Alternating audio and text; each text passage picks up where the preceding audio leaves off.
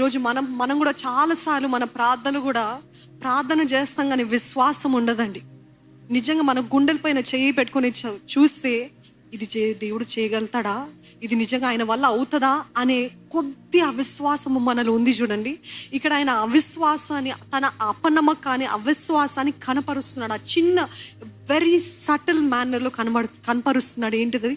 నీ వలన ఏమైనా అవుతాయి అంటే, నీ వల్ల కాకపోతే నేను వేరే దారి చూసుకుంటా. బ్యాకప్ ప్లాన్ కదా, మనకు కూడా చాలా బ్యాకప్ ప్లాన్స్. దేవా ఇది అయితే నీ వలన అయితే చేయా, లేకపోతే నేను నా ప్రయత్నాలు నేను చేస్తాను, లేకపోతే నేను ఇంకో దారి పడతాను, లేకపోతే అడ్డదారి నేను ఏమైనా వెతుకుతాను, లేకపోతే అడ్డదారి ఏమైనా పడతాను, ఆ దారిలో నేను వెళ్తాను. ఎందుకంటే దిస్ ఐ వాంట్ డెస్పరేట్లీ, ఎంతో ఆసక్తితోటి నాకు ఇది కావాలి కాబట్టి నీ వల్లే అయితే చెయ్యి, లేకపోతే నేను వేరేది చూసుకుంటా.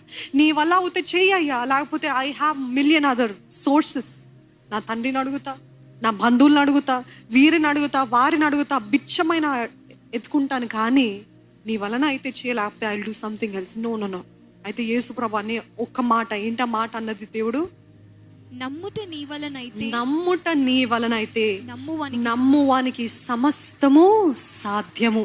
ఈరోజు ఐఎమ్ ఆస్కింగ్ యూ, నమ్మటానికి మీకు కుదురుతుందా? Can you really believe?